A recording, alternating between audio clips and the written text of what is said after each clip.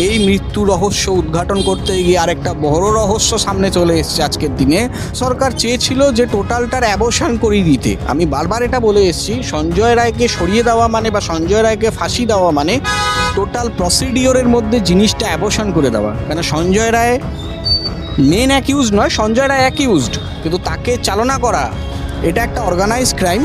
শুধু তার দ্বারা হয়নি, এত বড় ক্রাইম ঘটে না, হয়নি, এর সাথে আরও অনেকে জড়িত আছে।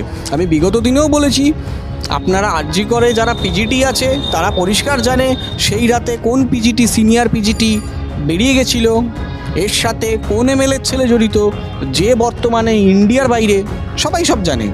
এটা প্রমাণের ভিত্তিতে ধীরে ধীরে জিনিসটা উঠে নিয়েও মিডিয়ার সামনে বলেছি যে কার ঘাড়ে কথা মাথা আছে। আর সন্দীপ ঘোষের ঘাড়ে কথা মাথা থাকে যে হসপিটালের পোস্টমর্টেমে যে দেহগুলো আছে সেগুলো কেনা বেচা হয়, সেগুলো নিয়ে টিচিং হয়, মানে বডি কাটাছেঁড়া করা হয়, সেই বডি তো প্রিজার্ভ করা হয়।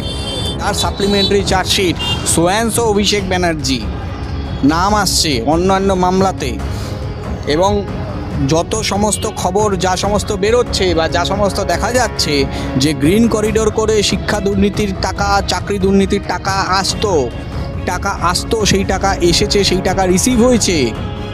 না হলে এত বড় যদি টপ লেভেল পর্যন্ত সিগন্যাল না থাকে তাহলে আপনি আরজি করের ক্ষেত্রেই ভাবুন, আমি কোঅপারেট হবে এবং অবশ্যই বিচার হবে। বিচার কেন হবে না, নিশ্চয়ই হবে।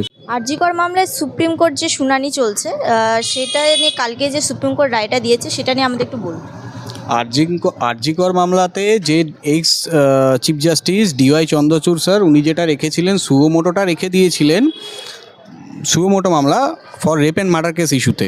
তো সেই মামলাটা কালকে রিভার্ট হয়েছে ক্যালকাটা হাইকোর্টে। এর মানেটা এটা হয়েছে, যেটা হচ্ছে আগে সুপ্রিম কোর্টের হাতে মনিটরিং সিস্টেমটা ছিল যে সুপ্রিম কোর্টের থেকে গ্রিন সিগন্যাল না পেলে হাইকোর্টে ফ্রেশ কোনো অ্যাপ্লিকেশন বা ফ্রেশ কোনো মামলা আরজি কর related, rape and murder case related কোনো কিছু করা যাবে না। সেটা কালকে হয়নি, সেটার পর্ব কালকে সুপ্রিম কোর্টে হয়ে গেছে। সুপ্রিম কোর্ট থেকে পরিষ্কার বর্তমান যে chief justice Sanjiv Khanna sir উনি পরিষ্কার বলেছেন যে এটা তার মা বাবার অ্যাপিয়ার ছিল কিছুদিন আগে। তার মা বাবা মানে অভয়ের মা বাবা তীর্থঙ্কর ঘোষের, জাস্টিস তীর্থঙ্কর ঘোষ কলকাতা হাইকোর্টের যিনি জাস্টিস, ওনার এজলাসে কিছু প্রশ্নমালা দিয়েছিলেন এবং উনি একটা মামলা করতে চেয়েছিলেন। তখন এর ভিত্তিতে তীর্থঙ্কর ঘোষ পরিষ্কার বলেন যে এই মামলাটা যেহেতু সুমোটোটা সুপ্রিম কোর্টে নেওয়া আছে তাই জন্য এই মামলা এখানে এই মুহূর্তে গ্রহণযোগ্য হবে না যদি না সুপ্রিম কোর্ট ক্লিয়ারেন্স দেয়। তার ভিত্তিতে সুপ্রিম কোর্টে তারা রিট করেন, তাদের তরফ থেকে তাদের অ্যাডভোকেট করুণা নন্দী ম্যাডাম রিট করেন এবং তার ভিত্তিতে সুপ্রিম কোর্ট সেটাতে রেসপন্স করেন এবং সেই রেসপন্সের ভিত্তিতে সেই পজিটিভ রেজাল্ট দেন এবং সেই টোটাল মনিটরিং সিস্টেম যেটা সুমোটোটা রেখেছিলেন সেটা কলকাতা হাইকোর্টে রিভার্ট করেন। যে ভিত্তিতে সুমোটো ম্যাটারটা সুপ্রিম কোর্টে রেখেছিলেন তার ভিত্তি হলো যখন আরজি কর মামলাতে ডক্টরদের স্ট্রাইক চলছিল এবং আরজি কর সহ গোটা সমস্ত জেলার বা সমস্ত রাজ্যের সমস্ত সরকারি হসপিটালে সমস্ত ডাক্তাররা স্ট্রাইকে চলে গেছিলেন, সেই স্ট্রাইকটাকে সামাল দিতে এবং ডাক্তারদের নিরাপত্তা সুনিশ্চিত করতে সুমোটোটা তারা ex chief justice dy Chandrachud ওনার হাতে রেখেছিলেন। পরবর্তীকালে সেই সমস্যার সমাধান হয় এবং পরিস্থিতি যখন স্বাভাবিক হয় তখন উচিত ছিল সেই সুমোটোটা হাইকোর্টে রিভার্ট করানো, কিন্তু সেটা ডিওয়াই চন্দ্রচূড় স্যার কোনো একটা কারণে করেননি। সেটা ওনার ব্যক্তিগত সিদ্ধান্ত বা ওনার ওনার পার্সোনাল অবজারভেশন, তার ভিত্তিতে উনি করতে পারেননি বা করেননি। পরবর্তীকালে ওনার রিটায়ারমেন্ট হয় এবং নতুন chief justice Sanjiv Khanna sir উনি আসেন এবং উনি আসার পর এটা ফার্স্ট অ্যাপিয়ারেন্স কালকে হয়েছিল, সেটা হাইকোর্টে রিভার্ট হলো, যার ভিত্তিতে তীর্থঙ্কর ঘোষের এজলাসে অভয়ের মা বাবা যে 51টা না 56টা প্রশ্নমালা সাজিয়ে রেখেছিলেন বা প্রশ্নমালা দিয়ে এসেছিলেন, ওনারা পরিষ্কার বলেছিলেন আমরা কোনো এজেন্সির তরফ থেকে এর আনসার চাই না, আমরা কোর্টের থেকে এই আনসার চাই। এবার কোর্ট কার থেকে আনসার নেবে সেটা কোর্টের ওপর। এইটা মামলাটা শুনানি মে মাসের সেকেন্ড উইকে এই মামলার ফার্স্ট হিয়ারিং হবে। নির্যাতিতার পরিবার অভিযোগ তুলছিল যে সিবিআই নাকি সঠিকভাবে তদন্ত করছে না। তো এখন এই সুপ্রিম কোর্টে এই মামলাটা যাওয়ার পরে এখন কি আশা করা যায় যে সিবিআই ভালো করে সঠিকভাবে তদন্তটা করবে? সুপ্রিম কোর্ট থেকে হাইকোর্টে যখন মামলাটা আসে তার ভিত্তিতে তার আগে প্রেক্ষিত নির্যাতিতার বাবা মা সিবিআইয়ের হেড অফিস, আমাদের যে হেড অফিস দিল্লিতে গেছিলেন এবং দিল্লিতে গিয়ে সিবিআইয়ের যে ডাইরেক্টর তার সাথে কথা বলেছিলেন এবং তিনি আশ্বস্ত করেছেন। এবং গতকালও সুপ্রিম কোর্টে সিবিআইয়ের যে ডাইরেক্টর ছিলেন উনি নিজে ফিজিক্যালি ছিলেন কোর্টে, সুপ্রিম কোর্টে, এবং তার সাথে যথেষ্ট কোঅপারেট করেছে এবং তিনি পরিষ্কার তাকে অ্যাসিওর করেছে যে justice delay but justice denied. এবার বিচার প্রক্রিয়াটা একটা লম্বা প্রসিডিওর, তথ্য প্রমাণের ভিত্তিতে পর্যালোচনা হয় এবং তার ভিত্তিতে সেই বিচারের রায়দান হয়, সেটা একটা প্রসিডিওর আছে। এবং তাদের মেয়ে হারিয়েছেন সেটা তাদের কাছে অনেক বড় কথা, এবং তাদের কাছে কেন, আমাদের কাছেও অনেক বড় কথা। কিন্তু বিচারে বা জুডিশিয়ারি সিস্টেমে আবেগ কাজ করে, কিন্তু আবেগের ভিত্তিতে কোনো জিনিস তাড়াতাড়ি করলে সেটা আরও ক্ষতি হয়। তাই জন্য সব দিক খতিয়ে দেখেই রায়টা হবে এবং আমাদের প্রমাণ, আমাদের কাজ আমরা করছি, বা সিবিআইয়ের তরফ থেকে যে সমস্ত কাজ, সেন্ট্রাল ডিপার্টমেন্ট, সেন্ট্রাল এজেন্সির তরফ থেকে যে সমস্ত কাজ সেগুলো করা হচ্ছে। যথাসময়ে সেই রিপোর্ট কোর্টে প্লেস করা হবে, আগামী বিগত দিনেও হয়েছে, বর্তমানেও হবে, সেই প্লেস করা হবে এবং আশা করি সেখান থেকে ওনারা পজিটিভ রেজাল্ট পাবেন এবং আশা করি ওনাদের কোয়েশ্চেনের যা আনসার আশা করি কোর্টে দাঁড়িয়ে ওনারা সেটা পাবেন। আচ্ছা, নির্যাতিতার পরিবার কিন্তু কখনোই যে এখনও পর্যন্ত যে দোষী সাব্যস্ত সঞ্জয় রায় তার ফাঁসি কিন্তু কখনোই চাননি। তারা শিয়ালদা কোর্টে তাকে যে যাবজ্জীবন কারাদণ্ড দেওয়া হয়, তো তার সেই রায়কে চ্যালেঞ্জ করে রাজ্যের তরফ থেকে তার ফাঁসির দাবি তোলা হয়। তো এই পরিস্থিতি দাঁড়িয়ে কি এখন যে পরিস্থিতি তৈরি হচ্ছে, যে সুপ্রিম কোর্ট থেকে বলা হচ্ছে হাইকোর্টে মামলাটা শুনানি হবে হ্যান, তো এইটা কি কোথাও না কোথাও কি প্রভাব পড়বে যে রাজ্যে যে প্রেশারটা দিচ্ছিল যেন তার ফাঁসিই হয়? রাজ্য প্রেশার দিচ্ছিল তার ফাঁসি, রাজ্য তো গেছিল অ্যাপিয়ার করতে, সে মামলা তো রিজেক্ট হয়েছে। শিয়ালদা কোর্টে যেদিন সঞ্জয় রায়ের যাবজ্জীবন লাইফ ইমপ্রিজনমেন্ট হয়, 24 ঘন্টার মধ্যে স্টেট, তারপরে 24 ঘন্টা না, তার কিছু পরে, কারণ শনিবার দিন হয়েছিল, কোনো এক শনিবার রায়টা হয়েছিল, রবিবার ছেড়ে সোমবারেই হাইকোর্টে গেছিলো। তো সোমবার দিন যখন হাইকোর্টে রাজ্য সরকারের তরফ থেকে যায় মামলা, সেটা গ্রহণ করাই হয়নি, প্রথম কথা। দ্বিতীয় কথা, রাজ্য সরকার চেয়েছিল যে টোটালটার অ্যাবসান করিয়ে দিতে। আমি বারবার এটা বলে এসেছি, সঞ্জয় রায়কে সরিয়ে দেওয়া মানে বা সঞ্জয় রায়কে ফাঁসি দেওয়া মানে টোটাল প্রসিডিওরের মধ্যে জিনিসটা অ্যাবসান করে দেওয়া। কেন, সঞ্জয় রায় মেন অ্যাকিউজড নয়, সঞ্জয় রায় অ্যাকিউজড, কিন্তু তাকে চালনা করা এটা একটা অর্গানাইজড ক্রাইম। শুধু তার দ্বারা হয়নি, এত বড় ক্রাইম ঘটে না, হয়নি, এর সাথে আরও অনেকে জড়িত আছে।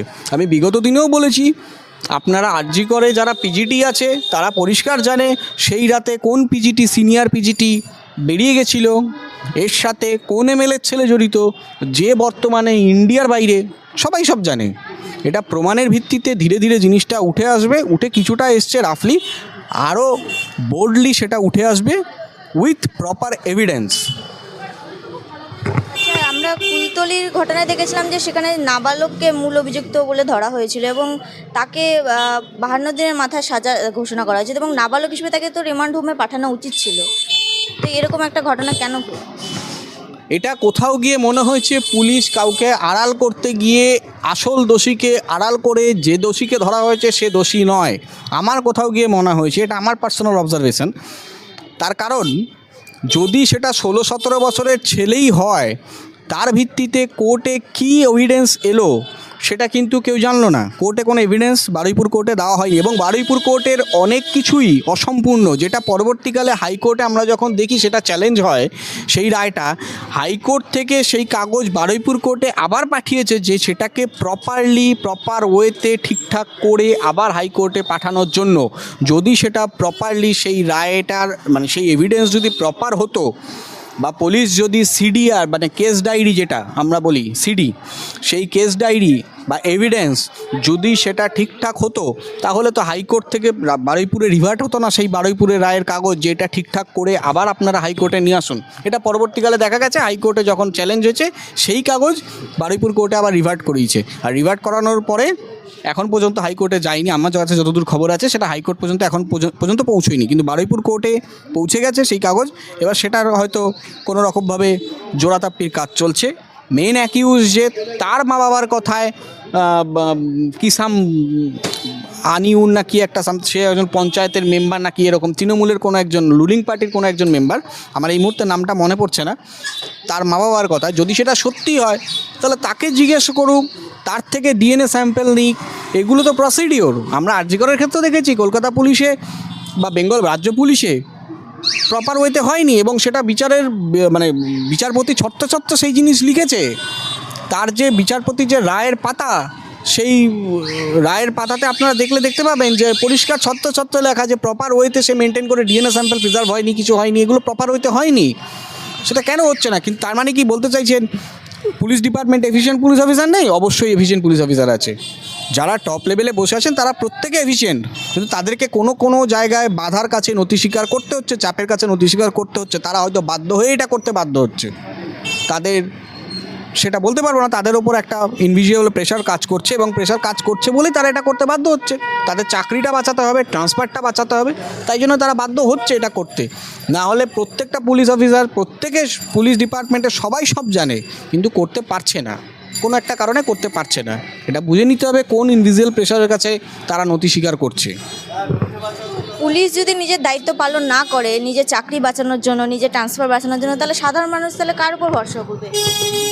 সাধারণ মানুষ এবং জুডিশিয়ারি সিস্টেমের ভরসা রাজ্য প্রশাসন থেকে উঠে যাচ্ছে বলেই আপনারা দেখবেন পরপর ঘটনাক্রম যদি দেখতে থাকেন, একটার পর একটা সিবিআই হচ্ছে, এবং আমরা একটার পর একটা যখন সিবিআই দেখতে পাচ্ছি, রাজ্যের মন্ত্রী ইনভলভ, যিনি বর্তমানে গোটা শিক্ষা সেল জেলে, যার সাপ্লিমেন্টারি চার্জশিট সোয়াংস অভিষেক ব্যানার্জি নাম আসছে অন্যান্য মামলাতে, এবং যত সমস্ত খবর যা সমস্ত বেরোচ্ছে বা যা সমস্ত দেখা যাচ্ছে যে গ্রিন করিডোর করে শিক্ষা দুর্নীতির টাকা, চাকরি দুর্নীতির টাকা আসতো, সেই টাকা এসেছে, সেই টাকা রিসিভ হয়েছে। না হলে এত বড় যদি টপ লেভেল পর্যন্ত সিগন্যাল না থাকে, তাহলে আপনি আরজি করের ক্ষেত্রেই ভাবুন। আমি বিগত দিনেও মিডিয়ার সামনে বলেছি যে কার ঘাড়ে কথা মাথা আছে, আর সন্দীপ ঘোষের ঘাড়ে কথা মাথা থাকে যে হসপিটালের পোস্টমর্টেমে যে দেহগুলো আছে সেগুলো কেনা বেচা হয়, সেগুলো নিয়ে টিচিং হয়, মানে বডি কাটাছেঁড়া করা হয়, সেই বডি তো প্রিজার্ভ করা হয়। যেগুলো আনক্লেম বডি থাকে, যেগুলো পোস্টমর্টেমের জন্য আসে, সেগুলো তো যেগুলো দেহ দান করা হয়, কোন বডি নিয়ে মানে ডক্টরদের যারা PGT, junior PGT, senior PGT, তাদের ক্লাস নেওয়া হয়, যে দেহ দান করা হয়, মরণোত্তর দেহ দান করা হয়, সেই দেহগুলোকে নিয়ে তারা মেডিকেলে কাজ করে। কিন্তু বর্তমানে অনেক ক্ষেত্রে দেখা গেছে যে পোস্টমর্টেমের দেহ ওখানে কাজ করানো হচ্ছে নিয়ে গিয়ে। এটা কেন হচ্ছে? বেআইনি কাজকর্ম তো হয়েছে। এর একটা অন্য ভার্সান, যেটা আপনার আরজি করে এই মেয়েটি, কোনো মৃত্যুই দুঃখজনক, সব মৃত্যুই দুঃখজনক কিন্তু কাঙ্ক্ষিত নয়, কিন্তু ব্যাপারটা হচ্ছে এই মৃত্যু রহস্য উদ্ঘাটন করতে গিয়ে আরেকটা বড় রহস্য সামনে চলে এসছে আজকের দিনে, যেটা হচ্ছে মেডিকেল স্ক্যাম, যার জন্য সন্দীপ ঘোষ এক্স প্রিন্সিপাল জেলে, এবং তাকে কাস্টাডি নেওয়ার পরেও রাজ্য সরকারের অনেক টাইম লেগেছে তাকে এক্সপেল ডিক্লেয়ার করতে। তার প্রভাব এতটাই যে কাস্টাডিতে চলে যাওয়ার পরে তাকে দুম করে এক্সপায়ার ডিক্লেয়ার করতে পারেনি, অনেক সময়ের পরে এক্সপায়ার ডিক্লেয়ার করেছে। তার ওয়াইফ আরজি করে চাকরি করছিলেন, অনেক পরে তাকে ট্রান্সফার হয়েছে, তার ওয়াইফকে ট্রান্সফার সেটা another part, but the thing is that ওনাকে সাথে সাথে এক্সপেল করা যায়নি। কেন? তার মানে ওনার ইনফ্লুয়েন্স সেই লেভেল পর্যন্ত আছে বলেই তাকে এক্সপেল করা যায়নি কাস্টাডিতে চলে যাওয়ার পরেও। নাহলে টালা থানার ওসি, যিনি এখন ইন্টারিম বেলে আছেন, তিনি হন্যে হয়ে ঘুরে বেরিয়েছেন। লাস্টে প্রশাসনের টপ লেভেল থেকে লেটার পাঠানোর পরে বিআর সিংয়ে সম্ভবত ভর্তি নিয়েছিল, এবং বিআর সিং থেকেই ওনাকে সম্ভবত অ্যারেস্ট করা হয়েছিল যতদূর আমি জানি। তাহলে এই জিনিসটা কেন হবে? টালা থানার ওসি অভিজিৎ মণ্ডল কার নির্দেশে ওই রাতে এই জিনিসগুলো করলেন? মুখ্যমন্ত্রী পরিষ্কার ওপেন স্পেসে বলেছেন, ওপেন মিডিয়াতে বলেছেন, একদম সামনে দাঁড়িয়ে বলেছেন, আমি রাত 2টো পর্যন্ত বিনীত গোয়েলের সাথে কথা বলেছি। তাহলে তার সদিচ্ছা থাকলে পরের দিন মিডিয়া করে বা যে কোনোভাবে উনি সিবিআই করেনি কেন? অভয়ের মা বাবা কিন্তু সিবিআই চায়নি, কোর্ট মনে করেছে রাজ্য সরকার এই জায়গায় ফেইলিওর, তাই সিবিআইকে দেওয়া হয়েছে। অভয়ের মা বাবা আজ পর্যন্ত সিবিআই চায়নি, কোর্ট মনে করেছে রাজ্য সরকার ফেইলিওর। তার মানে কোথাও একটা জায়গায়, কোনো একটা জায়গায় রাজ্য প্রশাসনের ওপর থেকে জুডিশিয়ারি সিস্টেমের ভরসা বিশ্বাস উঠে যাচ্ছে, তার কারণেই এটা হচ্ছে। তাহলে আমরা কি ভবিষ্যতে এই আরজিকর মামলায় সিবিআইয়ের ইয়েতে আশা করতে পারি যে সত্যি যে পুরো ঘটনাটা পুরো বিষয়টা যে কেঁচো খুঁড়তে কেউটে বেরিয়ে আসছে এরকম একটা বিষয় যে ভবিষ্যতে হতে চলেছে, সিবিআই হাত ধরে কি তাহলে এই তদন্তটা সঠিক পথে এগোবে এবং সত্যিটা বেরিয়ে আসবে, যেটা নির্যাতিতার পরিবার দাবি করছিল যে এটার পিছনে আরও অনেক কিছু রহস্য লুকিয়ে আছে, সেটা কি আমরা আশা করতে পারি? অবশ্যই আশা করা যেতে পারে, কারণ আমি একটাই কথা বলবো, জুডিশিয়ারিতে একটা কথা আছে, justice delay but justice denied. বিচার হয় কিন্তু দেরিতে হয়, কারণ উভয় পক্ষের এভিডেন্স, পর্যবেক্ষণ, বিচারপতিদের অবজারভেশন, তার উপর ভিত্তি করে রায়দানটা হয়। তো অবশ্যই সেটার বিচার প্রক্রিয়াটা একটু সময় লাগে। তারা কন্যা বিয়ে হয়েছে, অবশ্যই তাদের প্রতি সমবেদনা আমাদের সবসময় আছে, গোটা পৃথিবীর লোকের সমবেদনা তাদের সাথে আছে, এবং ওনারা যে সাহসের সাথে এগিয়ে যাচ্ছে, ওনাদের সাহসকে অবশ্যই হ্যাটস অফ, তার কোনো বিকল্প হয় না। ওনারা ভেঙে পড়ে এবং তাদের যে দুঃখ কষ্ট বেদনা, যে অভয়ের পরিবারের সেই দুঃখ কষ্ট বেদনাটাকে তারা তাদের জেদ মনে করেছে, এটা সবাই পারে না, এবং সেটা পারে না, তার জন্য অনেকে মুখ থুবড়ে পড়েন। তবে ওনারা যেমন আশাবাদী, আমরা অবশ্যই আশাবাদী, আমাদের যতটুকু যা করার আমরা সেটা কোর্টে করব। এবং সিবিআই ডাইরেক্টর কালকে ছিলেন ফিজিক্যালি, উনি পরিষ্কার বলেছেন ওনার সাথে সম্পূর্ণ কোঅপারেট করবেন।